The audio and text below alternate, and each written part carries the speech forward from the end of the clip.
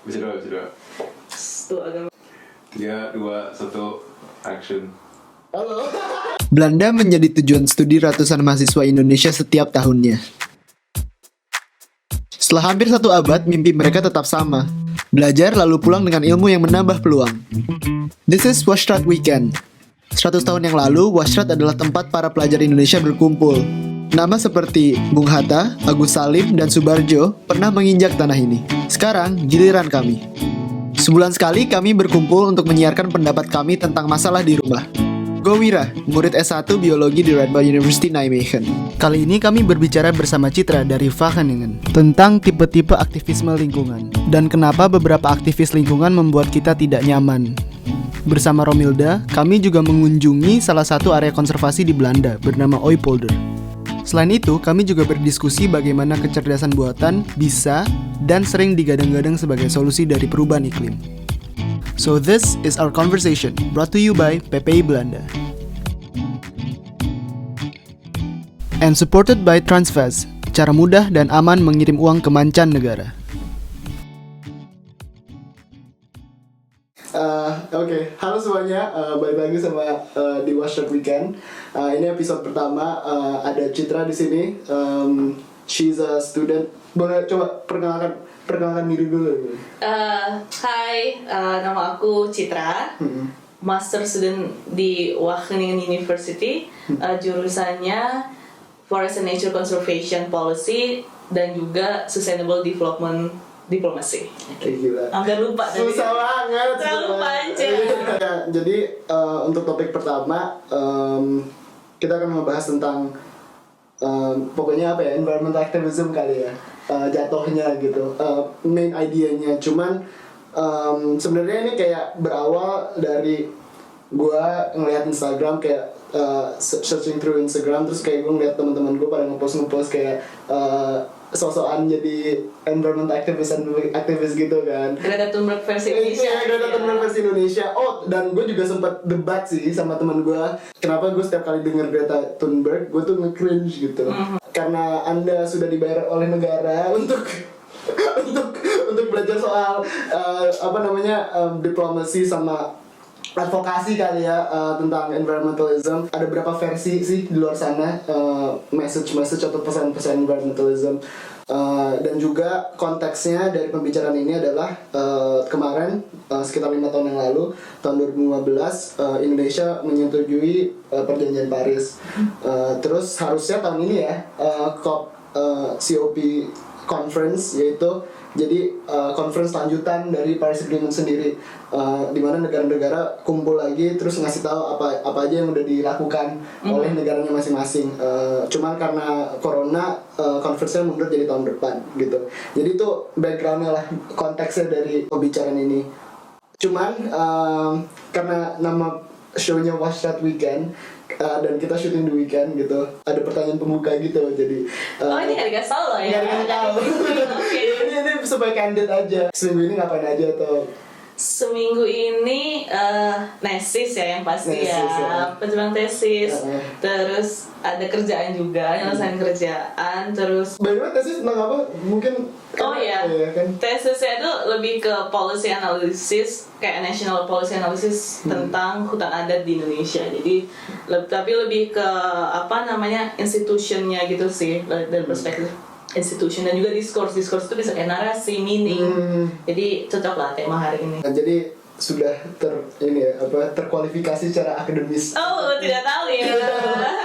Untuk bicara tentang ini, mungkin kita mulai dulu deh, karena yang tadi gue bilang, ada satu narasi yang gue secara tidak sadar atau involuntarily kayak merespon secara negatif gitu. Walaupun gue juga tidak bisa menjustifikasi respon tersebut gitu. Mungkin saja dia benar gitu. Sebenarnya tuh hal yang wajar ya, karena tiap orang tuh upbringingnya beda, backgroundnya beda, jadi mempunyai narasi yang berbeda gitu. Kalau harus digeneralisasi tuh bisa di narrow down tuh jadi ada kayak 4, tapi lebih ke sebenarnya kayak world view gitu loh. Bagaimana kamu memandang environmental problems globally. Ini dari optimis ke pesimis ya. Yang pertama itu market liberal. Jadi ini tipe-tipe yang sangat pro dengan pertumbuhan ekonomi. Mereka merasa Kenapa kita sekarang bisa ada environmental degradation tuh? Bagaimana kita memperbaikinya? Ya udah, kita harus support free market. Pemerintah tuh harus membuat kebijakan-kebijakan yang mengakomodasi pertumbuhan ekonomi seperti itu. Jadi kayak mereka percaya bahwa in the long run market akan fit in ke kebutuhan-kebutuhan, termasuk kebutuhan environmentalism itu sendiri. Iya, jadi mereka optimis gitu loh. Kayak sebenarnya ini kayak hanya salah satu challenge yang bisa kita atasi seperti permasalahan-permasalahan dulu. Dan market akan adjust sendiri gitu. Iya, market will fix this gitu. Yang kedua? Yang kedua itu ada yang namanya institutionalis. Jadi institution itu kan orang-orang yang punya worldview institutionalis ini mereka juga optimis ya sebenarnya. Dan mereka juga tetap pro economic growth atau pertumbuhan ekonomi, tapi mereka merasa kita ini kekurangan leadership secara global. Gimana caranya kita bersama-sama semua orang, semua negara bersatu. Tapi mereka juga merasa untuk itu maka kita harus punya kayak global institution yang khusus mungkin untuk climate change seperti itu. Nah, ini tipe-tipe yang UN, UNFCCC gitu. Jadi jatuhnya termnya mungkin namanya multilateralism ya. Iya. Jadi kerjasama antara beberapa negara gitu. Kan kalau hubungan bilateral kan antara dua negara. Multilateralism tuh mereka percaya bahwa negara-negara ini tuh bisa bersatu untuk bikin satu global effort untuk bisa menuruni climate change dan segala macam environmental problems ya. Yang ketiga apa? Yang ketiga, terus yang kalau tiga ini udah mulai pesimis nih. Ini yang ketiga ini kayak bioenvironmentalist. Jadi mereka kayak melihat bumi itu suatu entitas hidup, kayak makhluk hidup sendiri yang punya namanya carrying capacity sih. Jadi mereka merasa manusia ini dengan overconsumption-nya, dengan overpopulation dan juga our modern consumption based economic growth, lagi kembali ke pertumbuhan ekonomi itu udah merusak gitu, sudah menyakiti bumi gitu ya. Dan eksploitasi kita terhadap bumi itu udah melewati carrying capacity-nya bumi ini sendiri. Nah, karena overpopulation, consumption, jadi mereka pengennya kita limit pertumbuhan ekonomi kita. Western style consumption yang sudah mulai kita diadaptasi oleh global south atau negara-negara berkembang ya, itu juga harus mulai di review lagi seperti itu. Jadi mereka tipenya yang seperti itu. Dan yang terakhir itu ini yang mungkin lebih pesimis lagi ya. Yang kemarin tuh kayak social green. Nah, social green ini yang dia itu merasa inequalities itu menjadi the main driver untuk permasalahan lingkungan sekarang. Jadi mereka itu merasa sebenarnya negara maju ini kan udah lama banget ya mengadaptasi industrialisasi gitu ya. Mereka yang sebenarnya sudah berkontribusi terlalu banyak terhadap permasalahan lingkungan. Jadi sebenarnya mereka yang lebih bersalah. Tapi sementara negara-negara di global south yang akhirnya kalau ada dampak climate change negara berkembang dulu yang hancur seperti itu. Jadi mereka juga pengennya lebih ke empowerment untuk negara-negara berkembang seperti itu. Jadi ya dari 4 yang tadi mungkin yang tadi lu bilang yang tadi gue bilang gue agak nge-cringe ya, mungkin yang 2 terakhir ya kali. Jadi bioenvironmentalist sama social green people, I don't know. Mungkin kalau Greta Thunberg bioenvironmentalist kali ya masuknya. Kayaknya sih dominannya dia bioenvironmentalist. Karena dia waktu di speech-nya dia di Davos, huge props to her. Kayak gue nggak melarang dia untuk melakukan itu. Cuma haters ya? Enggak, gue bukan haters. Gue hanya meragukan, gue hanya skeptis apakah narasi itu benar atau tidak gitu. That at scale can't put our emissions to minus, then we must forget about net zero. We need real zero. Tapi masalahnya memang adalah environmental atau climate change itu sangat kompleks gitu loh. Dia punya interdependensi dengan social problems, economic problems gitu. Jadi memang agak sulit menurut aku menentukan prioritas yang mana dulu gitu loh. Mungkin gue akan ke poin yang lu bilang sangat kompleks gitu. Gue anaknya sering dengerin podcast kan. Kemarin tuh gue denger interviewnya Gita Wirjawan sama Nadiem Makarim. Pak Gita nanya ke Nadiem kayak artificial intelligence tuh kedepannya gimana. Terus Nadiem jawab dengan bilang kayak climate change is the perfect problem for artificial intelligence gitu. Kebetulan gue satu rumah sama anak-anak AI. Jadi rumah gue tuh bertiga, satu anak psiko, satu anak AI, satu anak biologi gitu. Okay. Nah terus gue nanya kan ke teman gue, menurut lo nih gimana?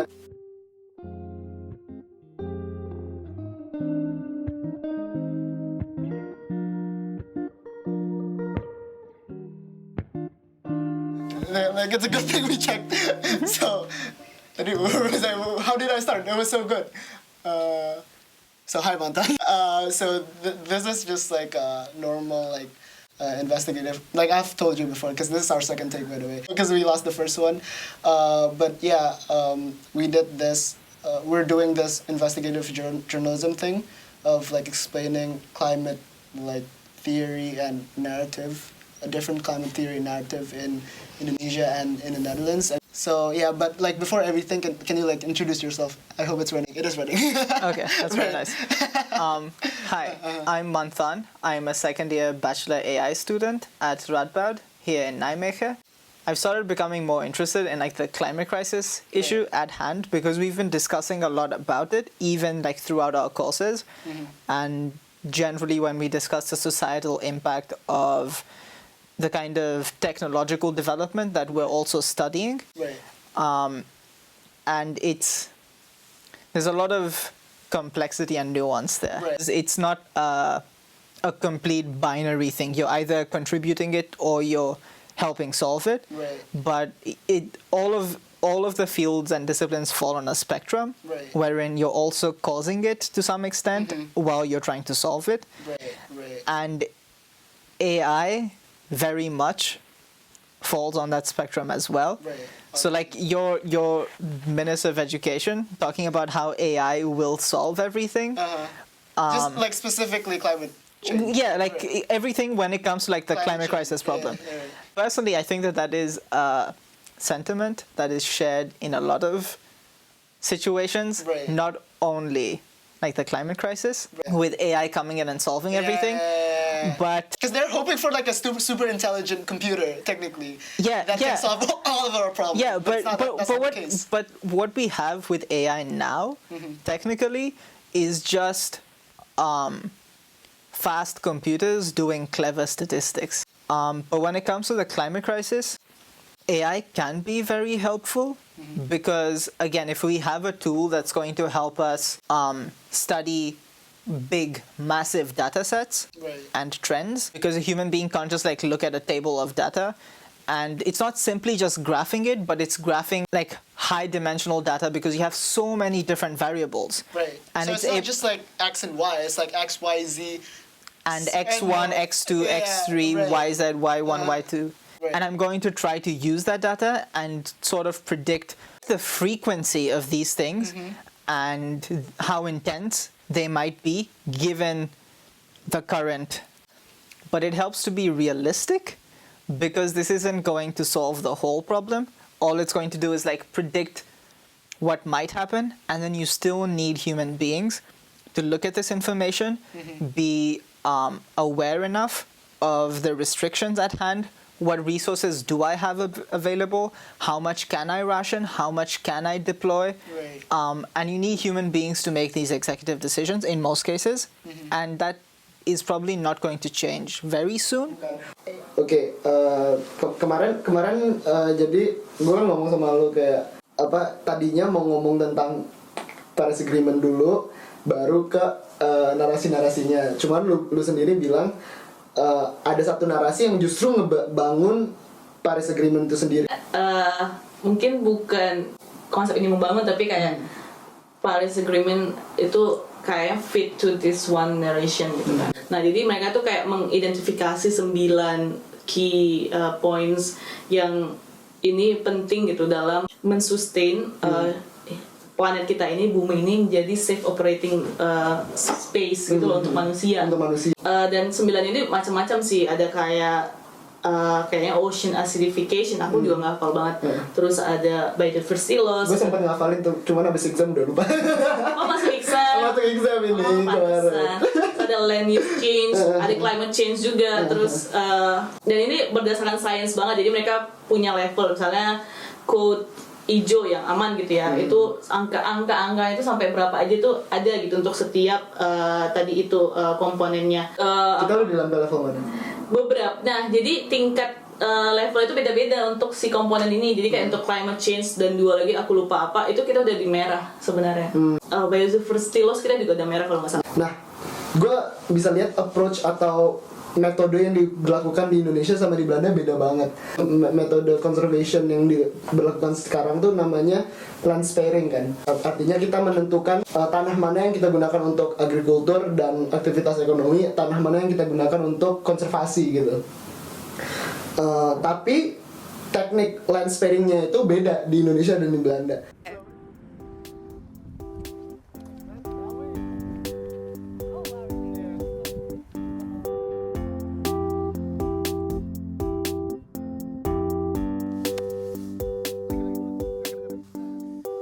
We're in Nijmegen, kita lagi di nature reserve-nya di Nijmegen. Kayak as di discussion gue sama Kak Citra, waktu itu gue ngomong kan kayak discussion natural reserve di Belanda sama di Indonesia beda banget. Nah, this is like an example of how the Dutch make their natural reserve kan. Sambil jalan aja kali. I can see that it's really different. It looks really empty. Oh, to be honest. It is very empty. Kayak, karena menurut gue kayak kalau di Indonesia mungkin yang dianggap sebagai wildlife itu kayak misalnya makak gitu-gitu. Kalau di sini grazer, which is like cows, like wild cows and horses, itu udah termasuk wildlife gitu. It is empty because it's for them to graze. Yeah, they can just eat the low grasses in this area gitu. Yeah, true. Yeah. And it's very very broad. Dan It is. kalau misalnya kita mau bikin ini jadi perumahan berarti nggak bisa kan? Karena ini memang udah disesuaikan untuk mereka gitu kan. Dan menariknya, misalnya kalau kita di Indonesia jauh banget kan tempatnya dari pemukiman warga. Kalau di sini sangat dekat sama kota gitu kan. Yang bikin menarik malah like how close it is to the city center, to the people residential area and everything. Totally, Yeah. And I love how people here, they know how important this place is and they just walk around dan gak ganggu apa yang ada di sini gitu kan. Betul. Ini bisa jadi tempat rekreasi orang-orang di sini gitu kan. Totally. Di Indonesia sudah mulai sih kayak our natural reserve jadi kayak tempat camping segala macam. Cuman di sini tuh lebih casual lagi, kayak orang beneran kesini santai, they make like picnics and stuff, pacaran segala macam di sini semua.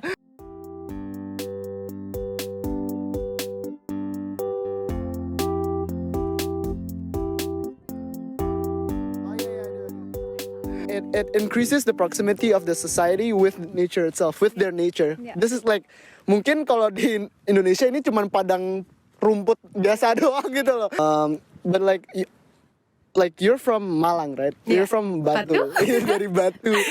So like, how is it different? What do you think is the difference between like people from your area and people from my area, like Jakarta, like their connections with nature? Okay, the thing is kalau di Batu ada banyak banget tempat kayak mountains and waterfalls, and they're actually using it for the profit because people go there sebagai tempat turis gitu kan. And I think it's such a privilege to be able to live there and go to the hill every time I want to. Right, yeah. Then it's good that they're making something out of it. They're basically developing right now. Okay. Compared to like 10 years ago, we only have some. It was not that famous as it is right now. Do you feel you are more responsible in a way for the well-being? Because just the fact that it's closer to home, Maybe in a way, because me myself, I'm a biology student just like you. And every time I would go hike with my friends, we would like pick up the trashes that people put there. Right, yeah. And literally like we would show love and respect to the nature, Because you feel like it's your backyard. Yeah. True.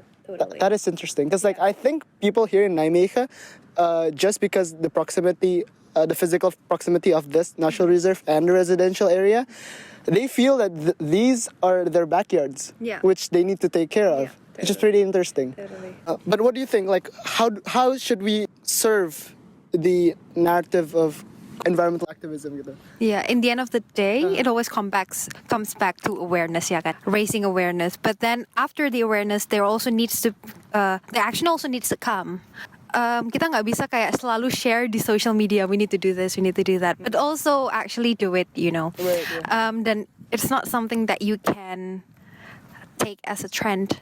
It's a lifestyle. Kayak misalnya ya guys, if you wanna have a company, kamu nggak bisa start up dan berhenti setelah 2 bulan. Itu harus kayak selama 10 tahun. Let's take a really easy example. Di Indo dulu yang paling food yang paling hype banget itu adalah es Milo serut. Tahu nggak? Ya kan? Selama 2 bulan hype, everyone buys it. Tapi setelah 2 bulan udah aku nggak pernah lihat lagi ada. If you have a strong foundation kayak Starbucks, it could last for like how many years? Itu udah dari tahun berapa ya kan? So it needs to become a lifestyle. People need to become aware of it, have a foundation on why it is important. One of the most strong aspect of Indonesian society is the religion itself. We are truly a very religious society, right? And there's a really interesting research. I just know about this yesterday, by the way. So like I haven't had the chance to discuss this with you. Di sini ada PhD candidate orang Nijmegen juga. Dia ngebahas natural conservation lewat agama. Namanya Mas Afnan. Disertasinya tentang bagaimana agama tuh juga bisa menjadi landasan untuk untuk mengajak orang untuk berpikir secara konservasionis. Tapi ya itu, it's really interesting. Jadi kayak nggak bisa one dimensional doang gitu. Kawasan konservasi kita itu masih mengacu pada kawasan konservasi yang dulu ditetapkan oleh pemerintah Belanda. Jadi kayak Taman Nasional Ujung Kulon, Taman Nasional Komodo, itu tuh kalau nggak salah ya, itu tuh berdasarkan memang kawasan konservasi atau lindung yang udah ditetapkan oleh pemerintah Belanda. Zaman dulu Zaman penjajahan gitu loh. Dengan urbanisasi yang juga udah tinggi, terus susah kalau misalnya, apalagi kalau kayak Taman Nasional Ujung Kulon dengan Taman Nasional Gede Parangarawaja itu udah beda provinsi gitu. Jadi emang cukup regulasinya juga udah beda pasti ya. Sulit banget gitu loh secara kita geografi gitu. Emang sulit untuk membuat itu. Tapi sebenarnya ada sih potensi-potensi, misalnya di Taman Nasional Alas Purwo, Taman Nasional Baluran, Taman Nasional Meru-Betiri, itu kan sama-sama di Jawa Timur tuh. Dan itu dekat-dekat, mungkin itu ada potensi gitu loh. Dan menurut gue itu possible banget sih.